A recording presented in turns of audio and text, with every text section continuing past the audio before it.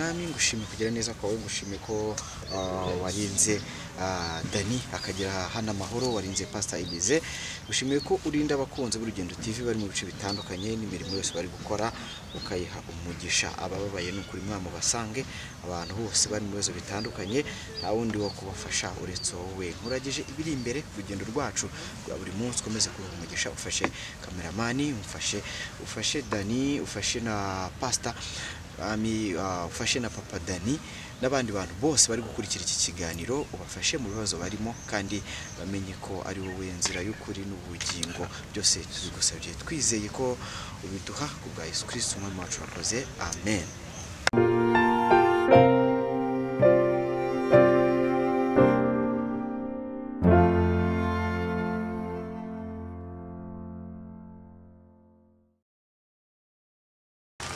Ibihe byiza nshuti bakunze b'Urugendo TV muri mu bice bitandukanye, Imana ikomeze kubaha umugisha cyane no kubashyigikira mu bikorwa muri gukora umunsi ku munsi. Nitwa Samu Gakire, ndi kumwe na Jerry ku buhanga bw'amajwi ndetse n'amashusho, dukomeza urugendo rwacu. Ndakubwira ngo urugendo ni rurerure ariko tugomba kugerayo hehe hirya no hino dusura abandi bagiye batandukanye, abantu bafite ibikorwa byinshi bitandukanye by'urukundo. Runagomeza gushimira abantu bose bakurikira Urugendo TV cyangwa se bareba ibiganiro byacu bakagira uburyo bafasha abantu batari mu buzima bwiza cyane. Hari abantu ku giti cyabo, hari n'imiryango igiye itandukanye. Kuri screen za telefone zanyu cyangwa za mashine zanyu muri kwabona Dani Kizere ni umusitari, ni wa mwana wanyu mukunda. Nari ngiye kuvuga ngo ni umurigent ariko azaba umurigent kera. Dani bimeze bite? Bimeze fresh. Urumva none uyu munsi turi buze, umunsi rashaka ko turi buze kujya mu gakiza gusa. Uri tayari? Uyu munsi turacuranga, tunaririmba indirimbo zo kuramya no guhimbaza. Ese ko numvijwe ryawe kandi rero abantu bajyaga bakugaya kera ngo uvuze gucuranga ariko ijwi ryawe riri hasi. Ejo bundi barambwira ngo warabikosoye ijwi ryawe risigara hejuru. None urongeye urabanteje. Byagenze ute? Baguteje. Okay, gutyo ndumva ari sawa cyane. Hirya ye hari inde n'umuntu twakiriye, agiye kubanza twibwire, turaza kumuvugaho byinshi cyane, turaza kuvuga ku muryango cyangwa se ku nubwo ni umuryango yaje ahagarariye mu kuza guhura na Dani. Hari abantu babona izi impano bari hirya no hino bakavuga ati uzamuze n'uriya mwana mbona aririmba neza. Ni byiza cyane ko hari abantu baba bateye intambwe yo gushaka guhura n'abana nk'aba bacuranga kandi akavuga ati tunacuranga ni cyangwa se turirimbane cyangwa se ndirimbire musaba akaririmbo. Ninde twakiriye hano? Nitwa Rugamba Elize, visi perezida w'umuryango Blessing Christian Association Center, n'umuryango ufasha abantu bari mu bihe bigoye, batabasha kwishyura mituweli, bari mu bihe by'inzara, barimo kurara hanze, abambara ubusa. Rero mu buzima busanzwe ibyo ngibyo mbarimo, ariko mu buzima busanzwe ni umukozi w'Imana, muri Wamwana, itorero ryitwa Intumwa z'Ububyutse, Revival Missionary Church. Nuko bimeze cyane Dani, ndumva tugize amahirwe. Aba bantu baraturemera. Rumba ngo bafasha abantu. Natwe menya bari buturemere tu. Agomba kuturemera. None rero urabizi ko dutangira n'umuziki. Tugiye guhera ku kaye karirimbo gahimbaza Imana wateguye cyangwa se kwisabira. Turahera kuri ngendo mu Kristo. Kugira ngo twinjize na Pasiteri mu mavuta, twese twinjiremo tumeze neza cyane. Aka karirimbo nagatura Pastor Alphonse akora umurimo w'Imana muri Leta Zunze Ubumwe za Amerika. Ndamusuhuje cyane, ni inshuti y'abana, akunda impano z'abana cyane. Imana ikomeze gushyigikira ku murimo w'Imana uri gukora. Ni byinshi cyane, wenda turaza no kugira icyo tuvugaho aho ahuriye n'umuryango uyu mutumirwa turi kumwe yaje ahagarariye. Reka tubanze twinjire mu kazi turagaruka ku bindi mu kanya.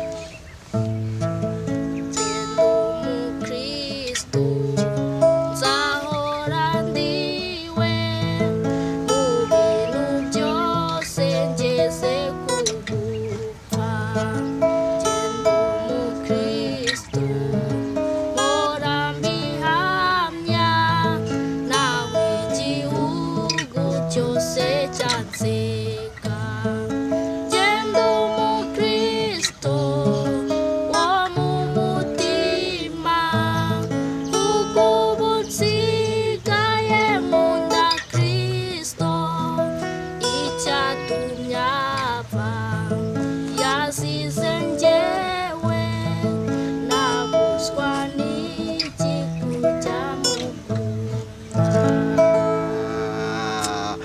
Imana iguhe umugisha cyane urafashijwe ndagira ngo ugire ikintu uvugaho comment warusanzwe uzi uyu mwana yego nayisanzwe muzi acuranga indirimbo zisanzwe ariko ndumva abasha no kuririmba n'indirimbo zo mu gitabo indirimbo y'108 indirimbo z'aba Kristo yiririmbye neza nagira ngo sinzi niba yizi neza ngaturirimbire igitero cyane waba ukizi icyanyuma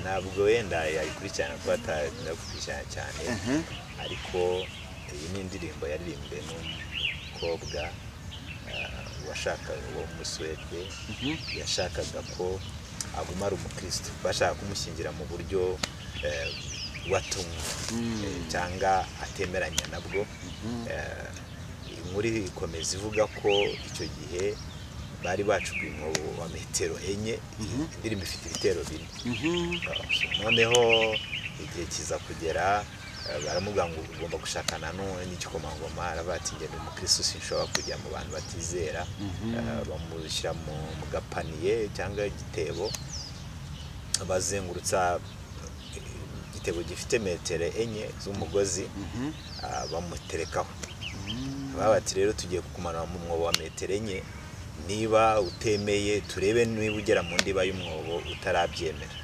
bamanura rero bwa mbere arimba igitero cya mbere bamanura ubwa kabiri akomeza avanga umukristo bamara icyanyuma araho yageze ngo ninambuka rwa ruzi ngo nimara gupfa ngo nzasangana umwami wanjye igitero cyanyuma nuko umukobwa urugendo rwarangiye iyo ndirimbo ayirimbira aho ngaho ubuzima burangiraho atangira kwitwa umukristo iyo ndirimbo irandikwa iraririmba rero Danimana izagumisha urakoze cyane nanjye menye imvo n'imvano iyo ndirimbo nayikundaga nayiririmbaga ariko ntago nari mbizi urakoze cyane Pastor Elize reka twinjireho gato kuri Blessing Christian Association umuryango ubereye Vice President watangiye ryari ukorera hagana hiri mu Rwanda gusa ukorera hagana hiri Blessing Christian Association Center ni umuryango watangijwe n'umushumba witwa Kwizera Alphonse avuka ku Gikongoro umunyarwanda akorera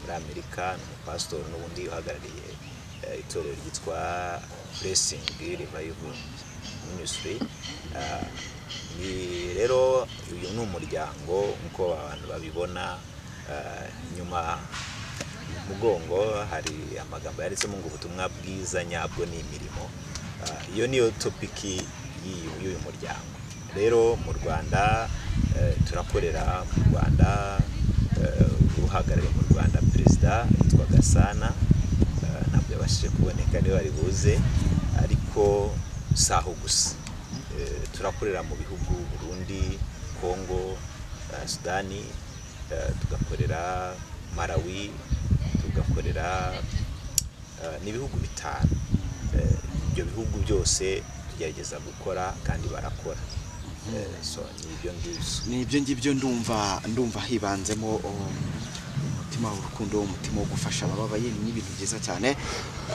naheriyeho nshimira abantu bose bagira umutima wo gufasha abantu bari mu buzima buri hari ukuntu yo ari umuryango wegamiye ku itorero ugendera ku marangamutima y'abantu bakijijwe ukavuga ngo twe tuzafasha wenda nimba rukurihira abana b'umuntu ukijijwe abana b'umuntu w'inzoga ntidushobora kubafasha tuzafasha umuntu tuzarihira mituweli umuntu wenda usengera iwacu cyangwa se wundi tuzi ko akijijwe byaba bimeze ute wenda umupaka wo gufasha ugarukira Blessing Christian Association Center ntabwo ni umuryango watangiye muri 2005 utangijwe n'umushumba nyine Kwizera Alphonse ariko papa si yari afite cyangwa intego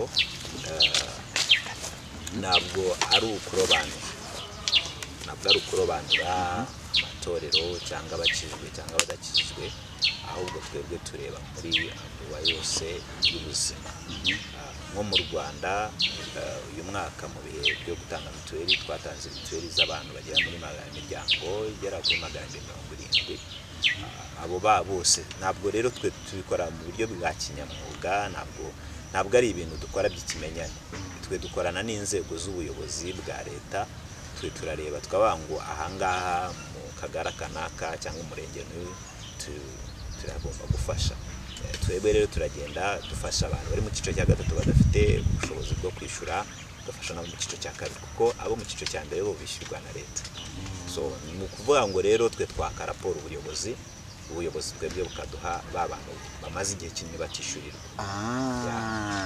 Iyo matsiko nicyo kibazo cyakigiye gukurikiraho, urakoze kugisubiza, kuko nibazaga uburyo mushobora kubona abo bantu wenda se nimba nta marangamutima azamo, ariko urumva kuva mukorana n'inzego z'ubuyobozi zibanze, ndumva ibintu bishobora kuba bigenda neza cyane. Dani, bimeze bite? Ku ishuri biragenda cyane. Ariko noneho sinzi umuntu wambwiye ngo ahantu biga ngo abantu bose baba bakuriye turi wa mwana baba muri stade. Ntabwo ari bose, nyine baba bandeba. Use mwarimu kwigisha nta kose kuri icyamamare. Ariko ku ishuri gitari uba wayisize? Nta na rimwe urayitwara ku ishuri ngo ucurangire ku ishuri? Kubera ko mba najyanye baga nyine. Gitari yawe uyikoraho muri weekend, niyo mpamvu nanjye nagize ngo muri weekend tuze turirimbe, ubundi tumara kuririmba tugende dusangire n'umukozi w'Imana. Wumva ka kantu yavuze wakumvisha? Yavuze ngo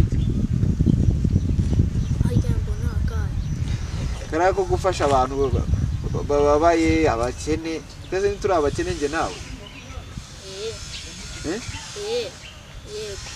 Turabakene ku kisi. Bavuze ko bafasha abantu badafite imyenda mituweli, muri ibyo byose ni kidafite. Kudana adafite imyenda we ntitujye kumushyira muri babandi koko. Mituweli urabifite? Ibiryo urabifite? Ibyo bintu bibiri tumwemereye ko kuri Noheli y'uyu mwaka azambara imyenda itanzwe n'umuryango wa Blessing, kandi tugiye kwinjira mu gihembwe cya gatatu. Kandi tuzamuha ibikoresho byo kujyana ku ishuri, azabibona nk'uko umuvugizi wa Blessing neza ko tuzabikora. Imana baho umugisha cyane. Noneho kubera ko Dani, dushima Imana kubera ko Imana iciye akayira. Tugiye kuririmba kayi karirimbo tubinyujije mu mpano Imana yaguhaye. Tugiye kuririmba kubana na Yesu.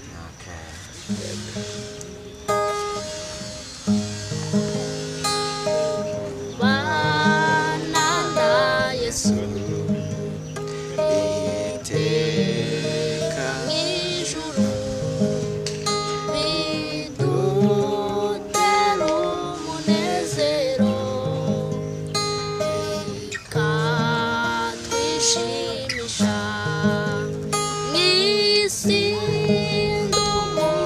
see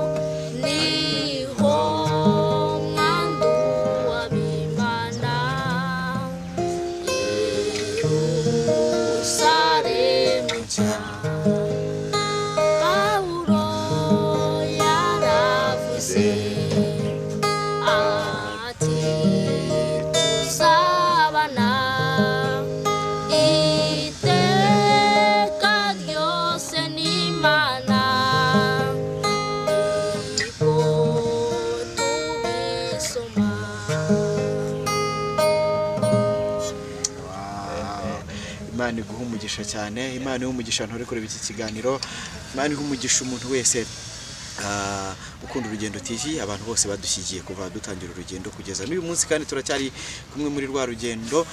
Pastor Alphonse by'umwihariko ndamushimiye cyane, murabyumvishe Pastor waje mu kiganiro Elize arabisobanuye neza, avuze uburyo uyu ari umuryango watangijwe na Alphonse kubw'umutima mwiza yaragize, kubwo kuvuga ati hari icyo Imana yakoze, byibuza nanjye hari icyo nakora kugira ngo mfashe abantu bari mu buzima bwe cyangwa se abantu bababaye nabo babashe kwishima cyangwa se babashe kumva ko Imana ibakunda. Rukundo no gukundisha abantu Imana ni ibintu byiza cyane. Dani, aryo usengera he? Adeperesa mudo. Ukaba uri n'umucuranga n'umusorezi. Wakora ribita? Mbwiramo amazina yazo nk'ebyiri cyangwa korali nyine y'urubyiruko, acurangira korali rimwe na rimwe buhaze nayo ndayicurangira, acurangira n'iyindi ebenezeri. Byose ujye ucurangira, gusa agasoro uheruka gucuranga urakibuka ugashyiraho, niyo utaririmba cyangwa se nimba ari n'akaririmbo gato wacurangiyeho korali ugashyiraho gato cyane.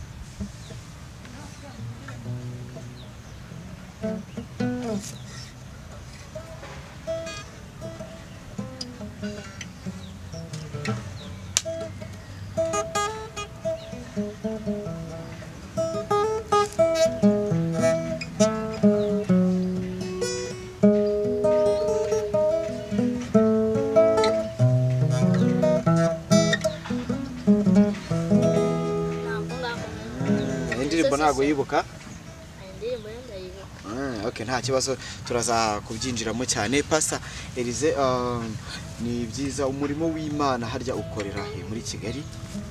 Umurimo w'Imana ukorera i Rwamagana, nihonuye n'umuryango wanjye, papa afite abana 3, abakobwa 2, umuhungu umwe, aho niho dutuye, niho dukora umurimo w'Imana mu itorero ry'Azubutse. Hari irindi torero yagiyeho bita Imuzubise Ribigahini kwa Nzabirinda, Pasiteri Nzabirinda Emmanuel, umushumba dukorana, inshuti yanjye cyane birenze ibyo kuyobora. Ahubwo sindi kubona nkuzira ngo naza kubyibukora, umugabo nawe turakorana cyane. Ubwo uvuze intumwa z'ububyutse ndavuga nti nimba atari ugushishura izina, menye ubwo hari uburyo bifite aho bihuriye cyane, none urabisobanuye neza. Ubwo mbese numva ko byose ari kimwe. Intumwa z'ububyutse na Blessing Christian Association Center bihuriye ni ahantu bihuriye, kuko Blessing Christian Association Center nk'uko nabivuze ni umuryango ufasha, umuryango w'ivugabutumwa mu buryo bw'imirimo, utarobanura ngo itorero n'iri. Icyo akora muri Eglise Missionnaire arizo intumwa z'ububyutse, hashobora kubonekamo abantu bashobora gufashwa n'umuryango bari muri bya byiciro twagiye tuvuga byo kudashobora cyangwa kuba hari ahantu bataragera. Ariko ubundi umuryango ukora n'amatorero yose, ntabwo urobanura kandi n'amadini yose. Ubwo nimvuga amadini navugamo na Isilamu, twe ntabwo tureba ngo umuntu arakijijwe, ahubwo icyo tureba ni iki dushobora gukora n'umuryango.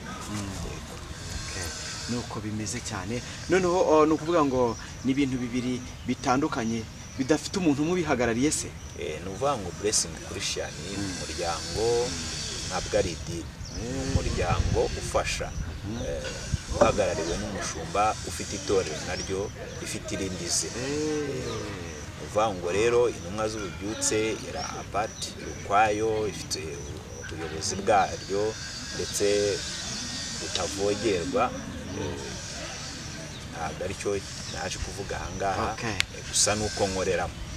Ubwo naringize ngo hari uburyo bihuramo muri Blessing Christian Association Center. Vuba hamuheruka gukurikira abona Abanyarwanda, turi mu bihe bitoroshye cyane, twese twagezweho n'ingaruka za COVID-19, nubwo izo ngaruka zitagenda zafekta abantu mu buryo bumwe, ariko none abanyarwanda bose ndetse n'abatuye isi zabagezeho rero hari rwanyu mu gufasha abantu cyane cyane turebe abanyarwanda. Nk'uko nabikubwiye muri kantine turi kwiguma mu rugo mo hagati twari mu rugamba rwo kuvuga ngo ese niba corona ije iteye kandi hari abanyarwanda batarabasha kugira mituweli birashobora kuzagorana ko hari abantu batazabona ubuvuzi. Mu by'ukuri iyo ugiye kwa muganga udafite mituweli ubwishyu aba ari burebure. Niyo mpamvu rero twahisemo tuba tuti reka dukoresha ibishoboka byose dufata amafaranga agera mu hafi muri miliyoni n'ibihumbi 200 tuyashora mu rwego rwo kugira ngo dufashe. Dukorera mu bihugu byose, twafashije imiryango 37 mu karere ka Gatsibo, dufashe imiryango 35 mu karere ka Rwamagana, dufashe imiryango 32 mu karere ka Bugesera, mu majyepfo naho dufata imiryango igera muri 65 mu mujyi wa Kigali naho dufata imiryango igera muri 40 abo byose biteranyije ushobora gusanga ari imiryango iri hafi muri 270 y'abantu twafashije mituweli kugira ngo ahari n'abafite ibice 300 abashe kuba yagera kwa muganga yivuze. Nakomeze mu bikorwa muri gukora byose kugira ngo byo mubasha gukomeza gufasha namwe abababaye intego nziza cyangwa se umugambi mwiza mufite ubashe kugerwaho neza cyane. Dani bitahire washiriwe? Ntabwo nashiriwe. Indirimbo urazifite? Yego. Pastor Alphonse yakunze akantu wacuranze muri studio cya gihe ahambwa ngo uzongera kukamucurangira. Kai. Urakibuka?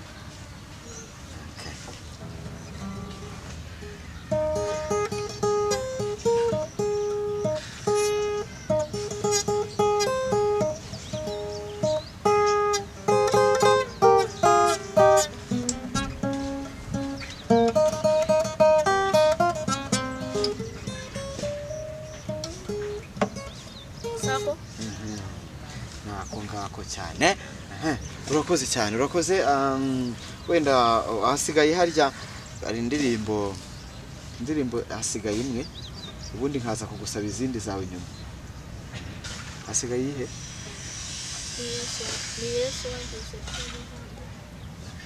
Ni Yesu wangize Ese Pasiteri we nta karirimbo ari bugusabe? Iyo ako nta kibazo? Nta kibazo yenda ko naza kumusaba nakamusaba nyuma. Tukumva nimba yarakarepese nta kibazo.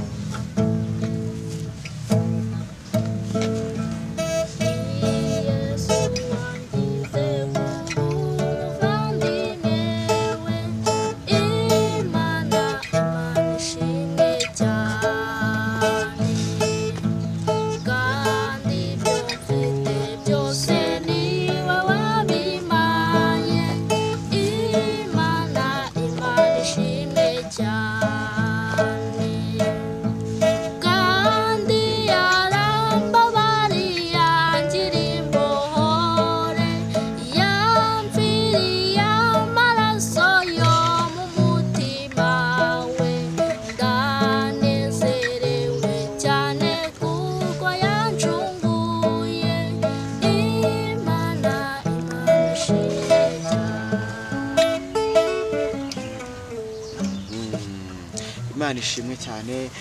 Pastor mu gihe mumaze mukora ibikorwa by'urukundo byo gufasha abantu muri Blessing Christian Association, urabona bimaze bifasha cy'abantu?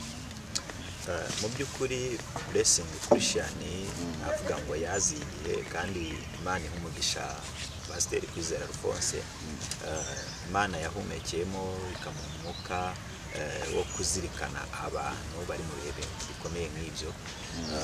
Ndavuga yenda turenze mu Rwanda, reka tugere muri Kongo.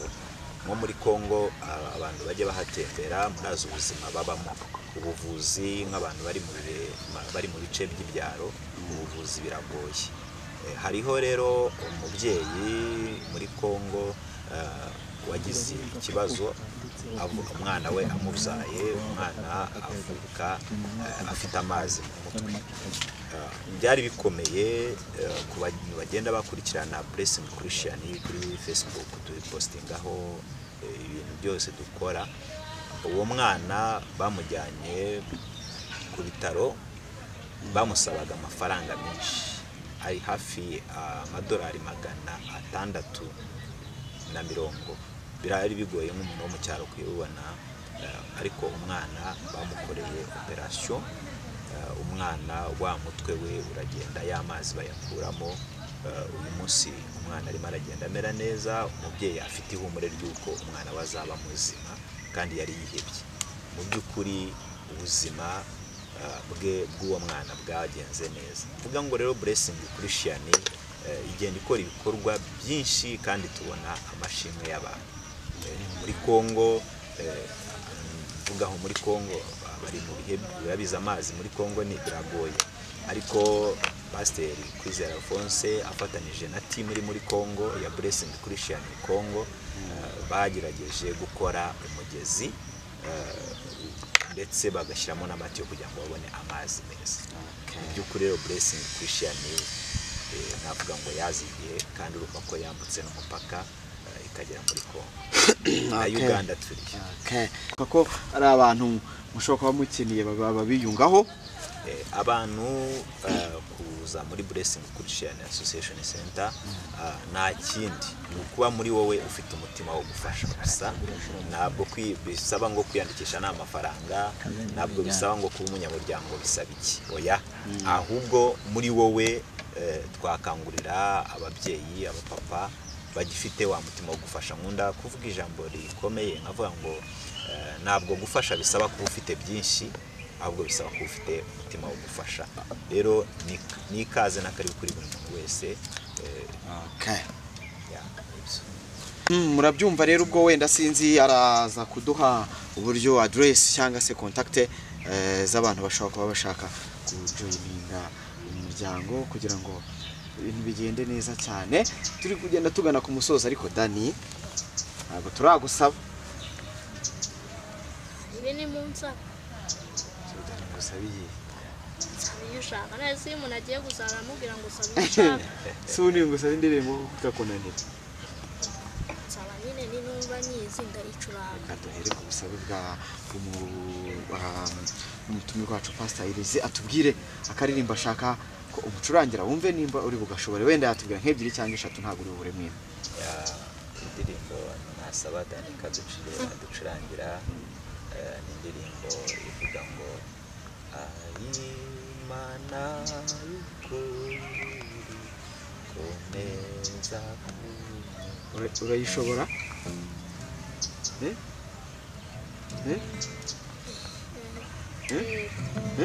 Cyangwa turebe indi?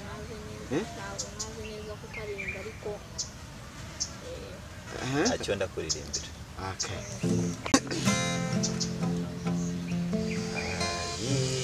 Imana y'ukuri komeza kunyobora, urancishe mu nzira yo gukora ibyo ushaka, mwami kubabona bintera ubwoba n'amaganya, ndetse byabasha kugeza no mu rupfu.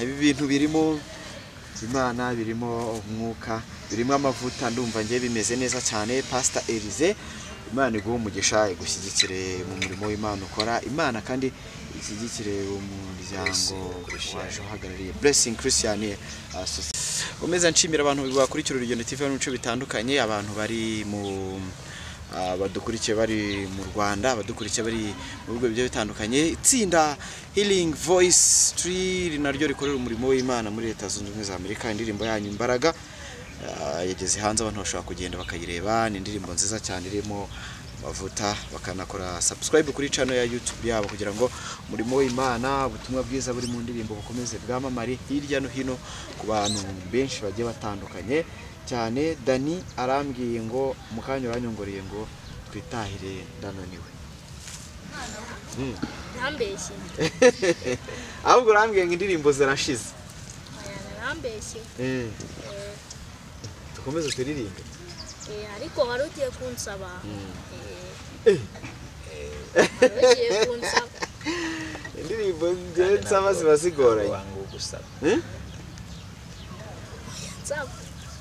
Gusabe. Saba ni numva nyize ndayicuranga numva nayo. Gancurangire indirimbo ya Gahongayire. Uraje icurange mu kanya dusoze nako niyo turi busohorezeho niyo turi bufungireho ikiganiro. Ari ijambo ufite wateguye ku bantu bari kureba iki kiganiro bitewe n'ibihe turimo rishobora kubahumuriza ku mutima wari bahira ubundi bakaza kurisoma rikabafasha cyane, cyangwa se ijambo rikuri ku mutima ryawe ry'uyu munsi ku bantu bari kureba iki kiganiro ni irihe?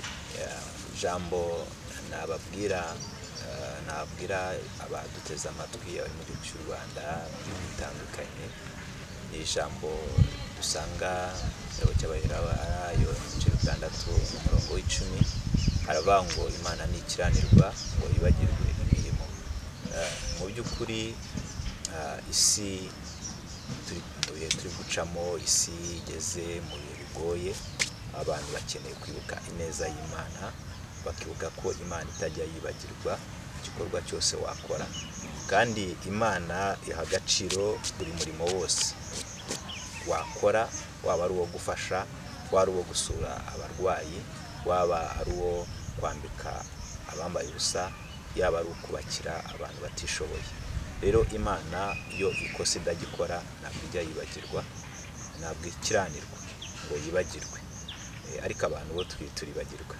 Muri iki gihe ndabwira abantu ko hari ubuzima twebwe twigeze kubamo, ko twabaye mu bihugu by'ubuhunzi, tukabangura Imana nitugeza mu gihugu iwacu tukamara kubaka tukiga, natwe ubwacu tuzibuka abantu bari mu bihe bigoye. Ariko abantu bamaze kubaka inzu ntibagicumbikira abantu bamaze kugira amafaranga ku ma account, nagashobora kwibuka ko nawe yishyuriwe n'abandi. Nkanjye nigeze kujya mfata amafaranga 7,000 bya Minaroke kera muri za 98, ariko ndayibuka. Ni nayo mpamvu nanjye ninjiye muri association ya Blessing kugira ngo nanjye ninduke sample imwe ishobora gufasha abantu. So rero bamenye ngo Imana ni ikiranirwa, kandi nsaba abantu Imana yavanye ku busa ikagira aho ibageza, bongere bahindukire bibuke ko Imana yabakuye hariya n'abandi bakeneye ko yahakura ariko binyuze muri bo. Reka nshimire cyane umukozi w'Imana ku ijambo ryiza avuze ku bantu badukurikiye. Turi gusoreza ku busabe bwanjye, abantu bose bari kureba iki kiganiro bari bafite ibibazo bigiye bitandukanye, handi mwakura ubutabazi uretse ku Mana, uretse gusenga Imana gusa. Akaririmbo kavuga ngo Mana ndurira amaso yanjye ku musozi, niko mpise ngusaba noneho ko wigenje.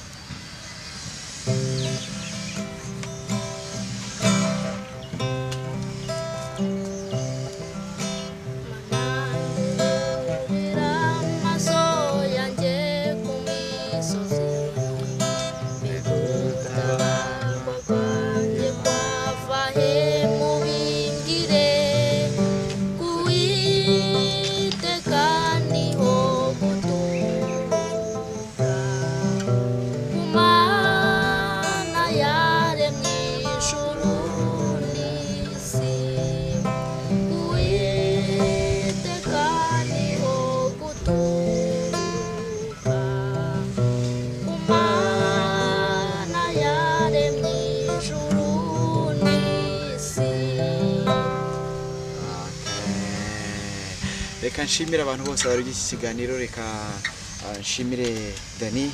Imana iguha Imana ishyigikira umubyeyi wawe buri munsi uko tugukeneye uguherekeza. Papa Dani, Imana imuha umugisha cyane. Imana ariko nibagiwe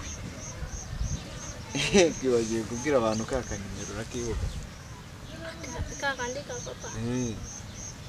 Ariko hari n'akandi twari twibagiwe kugira gusa channel nyine kuvuga channel yanjye. Okay, bantu barakora subscribe kuri channel yawe. Ubwo nari nkiri kuvuga Imana ihumugisha abantu bose bari by'iki kiganiro.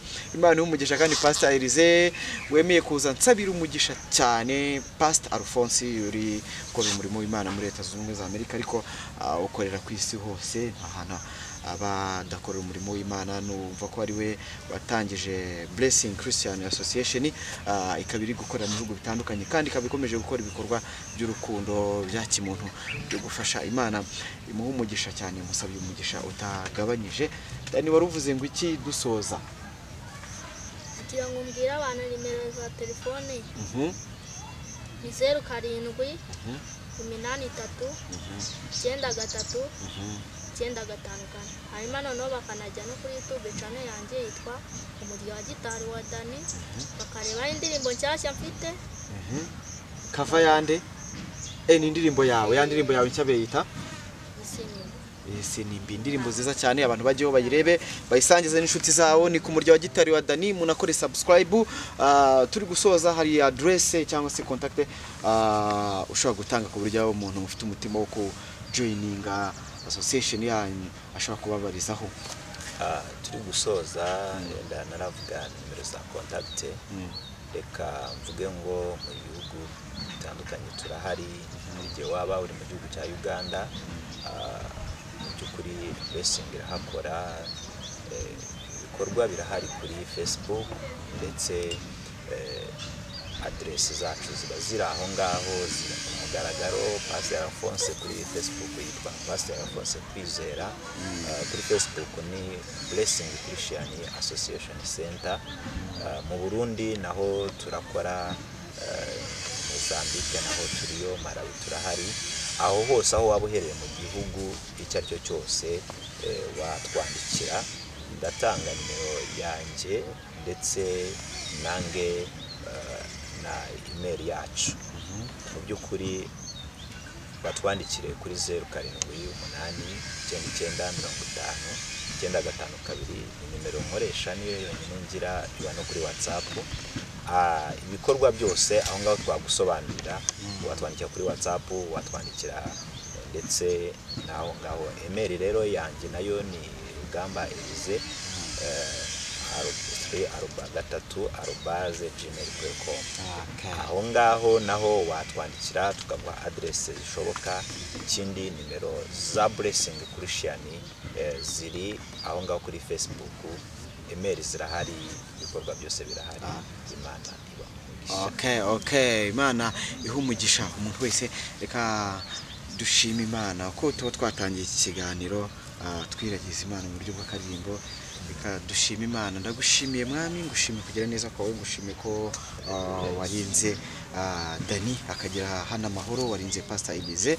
Ngushimiye ko urinda abakunzi b'Urugendo TV bari mu bice bitandukanye n'imirimo yose bari gukora, ukayiha umugisha. Abababaye n'ukuri Mwami basange, abantu bose bari mu bibazo bitandukanye, nta wundi wo kubafasha uretse wowe. Nkuragije ibiri imbere urugendo rwacu rwa buri munsi, komeze kuba umugisha. Ufashe kameramani, ufashe Dani, ufashe na Pastor ufashe na Papa Dani n'abandi bantu bose bari gukurikira iki kiganiro, ubafashe mu bibazo barimo, kandi bamenye ko ari wowe nzira y'ukuri n'ubugingo. Byose tubigusabye twizeye ko ubiduha ku bwa Yesu Kristo umwami wacu. Amen.